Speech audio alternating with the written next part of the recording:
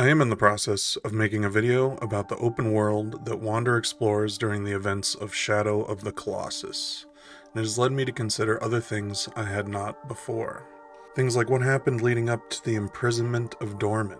Was there a society there previously, or was everything Wander encounters built specifically to house the Colossus? I'm certain many would tell me I am overthinking it, and perhaps they are right to an extent. But I have found that great art often has layers that can be peeled away, like an ogre, to reveal tasty subtle details and considerations beneath. Like movies and books, the games I enjoy the most are the ones that leave me thinking about them long after completion, and Shadow of the Colossus has had space in my brain since it was released in 2005. These thoughts bounce around in my head like the balls in a lottery spinner, so I figured I would try and sort them out a bit. And where better to start than with Dormin itself? As a side note, acknowledgement, whatever, I understand that some of my analysis and interpretation may be influenced or otherwise affected by the translation from Japanese into English. It is what it is. Let's quickly go over what we know about Dormin. In the very beginning of the game, before the player is given control, a short cutscene plays with a brief description of the land and its history. Was you hick? Aurel yek for all. Ikudu ibikuka.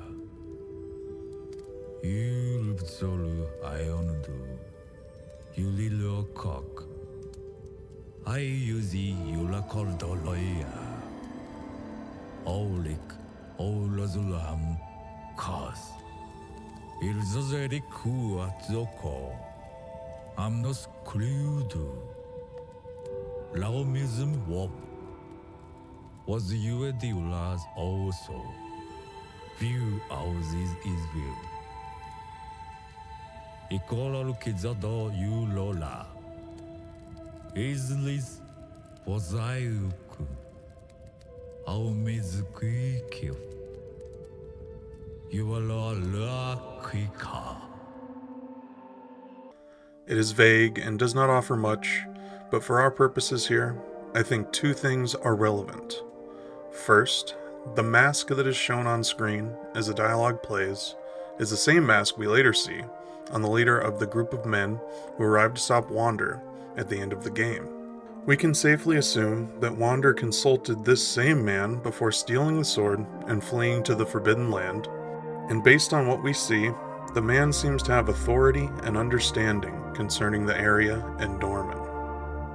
Second, most of what he says pertains to the land itself, and is in the form of a warning, but a few lines seem to refer to Dormin specifically. They are memories replaced by ends and knots and etched into stone. And the one with the ability to control things made from light. Light is clearly a key factor in theme throughout the game. The sword reflects light to guide you. Large beams of light stretch to the sky in places Colossi have been defeated. The shrines glow and sparkle. Light shines from within the Colossi to reveal the weak points. And I'm sure there's others that I am forgetting here. Dormin seems to be the being referred to in the passage that can control beings made from light, which is notably different from simply the ability to control light. But we don't have a clear understanding of what this means or what Dormin is actually capable of, or even really why the outside world seems so scared of him. The few things we see demonstrated that I think fall under the category of controlling light are: 1. The Colossi themselves. Although in this situation it makes sense to me that the light has been somehow turned against Dormin, or otherwise repurposed in a way that Dormin does not approve of, because if not, the Colossi would presumably just allow you to slay them, as that is Dormin's ultimate goal. Number 2. The shadows created as a result of the light, as Dormin seems to be a shadow being of some sort, at least in the form we see at the end of the game, as well as the smaller shadows that gather around Wander throughout the game. I would also like to note how animalistic the shadows are, reminding me of the movement of apes.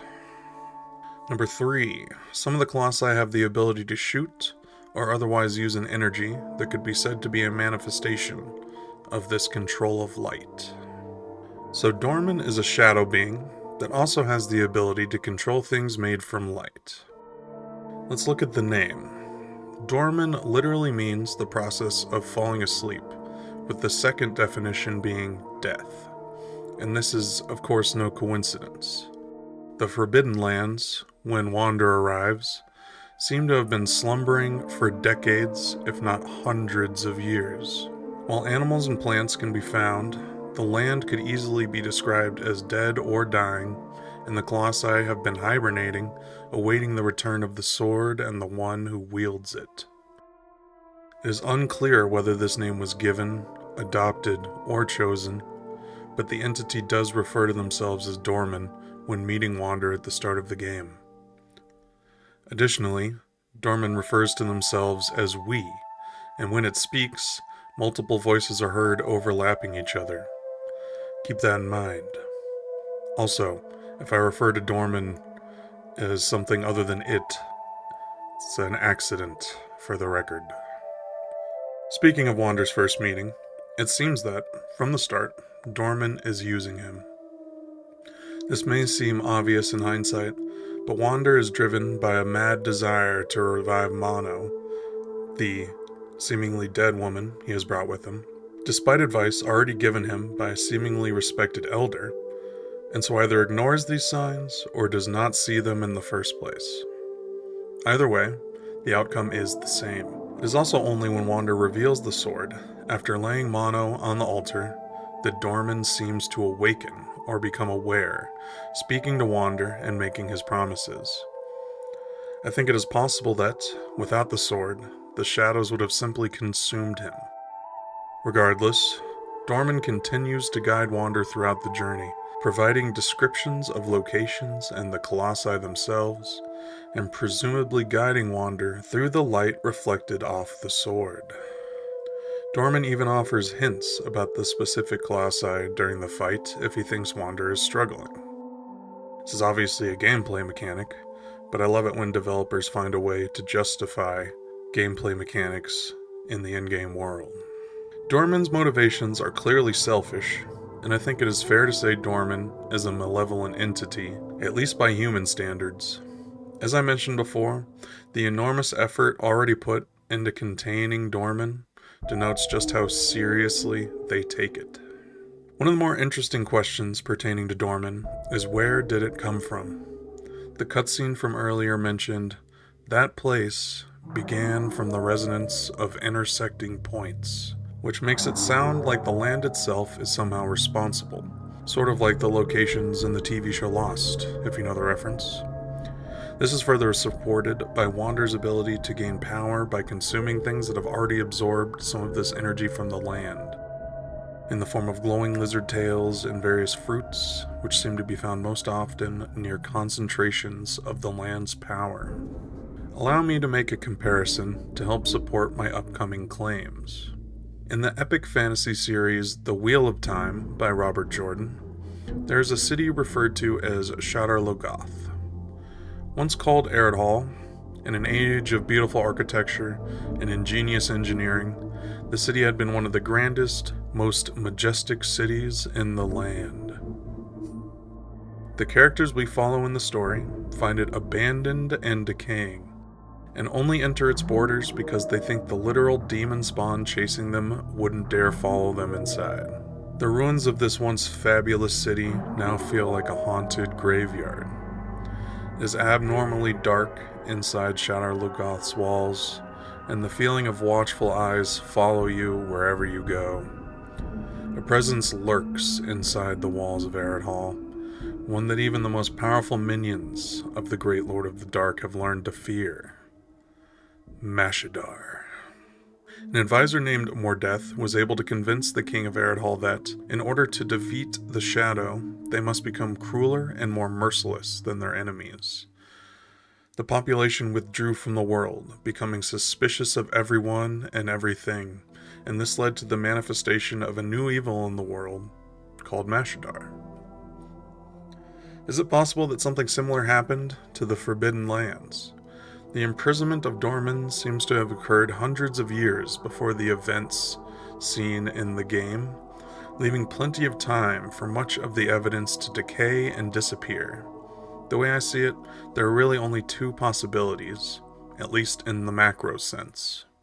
One, the land was inhabited before the events that led to Dormin being imprisoned and the land being sealed. Or, two, the land was specifically designated as a location for the prison, and all structures found were built for this purpose. I don't think we need to explore these options independently at length because option 2 is very straightforward. The outside world somehow stumbled on this land of power and light, and for whatever reason decided they needed to create a massive prison to lock away the entity that resided there. This is admittedly what I would have answered before making this video, but I have changed my mind. It seems odd that, upon finding Dormin, the humans would set out across the land to build massive, elaborate structures to contain beasts made of rock, blood, and light, all to bind an entity to the land that was already there. Now, it is possible that Dormin was brought from elsewhere and then contained. That seems even less likely, in my opinion. Option 1 seems more likely to me. Here's what I think happened, and for the record, I just finished the game again today, before writing the script, to be sure it was fresh in my head. There was an ancient society that lived in the area now known as the Forbidden Land. It spread to every corner, building cities, temples, and even structures seemingly for entertainment, such as colosseums. At some point during its history, the power of the land was discovered, or maybe the ability to harness that power. Either way, it would have only bolstered the society in the short term, granting them increased strength and endurance, and likely some means of avoiding or preventing death. As time progressed, however, the power began to corrupt. Perhaps the people slowly became incorporeal shadows, as we see in the main temple. Or maybe a similar situation to Eridhall occurred, with society turning on itself in a mad dash for power. Ultimately, this led to the creation of the entity known as Dormin. Maybe the power, when combined with the human soul, slowly acquired sentience as time passed, and because the people had access to immortality, coalesced into what would later name itself Dormin, with the souls having lost what made them human. When it became evident to those outside these lands that action needed to be taken, some sort of outreach occurred. I think the massive center temple was the main seat of power in the area, where the king or equivalent resided. As I mentioned earlier, it's possible the society was built with the knowledge of the underlying power of the land, explaining the symmetrical nature of the layout and why the main temple is so centered. I imagine a land of emperors, ruled by a king, with power changing these people into representations of the land from which they drew their power, some more than others. Put simply, I'm suggesting that the 16 Colossi wander slaves to release Dormin were, at one time, rulers themselves. When the coalition from the outside world did what they did, they used the 16 Colossi that had already manifested to seal Dormin within the center temple, using the statues as anchors for the prison. A once proud nation of humans turned deific beings whose destruction was brought on by their own lust for power. Or maybe they were just in the wrong place at the wrong time. In the end, Shadow of the Colossus is vague on purpose, with a story that leaves lots of room for interpretation. I know some dislike this, but I could not disagree more. I love piecing together a story based on context clues and subtle hints dropped throughout the gameplay. I like being pointed in a general direction and told to explore. Most of all, I enjoy getting immersed in a world so fully that I make a video speculating, probably incorrectly, on who the mysterious demon entity is, even though it really doesn't matter. So we return to the question, who is Dormin? Well, I am currently of the opinion that Dormin is, in one way or another, a grouping of souls composed of all who used to live there. And I'm basing this on everything I have laid out previously in this video.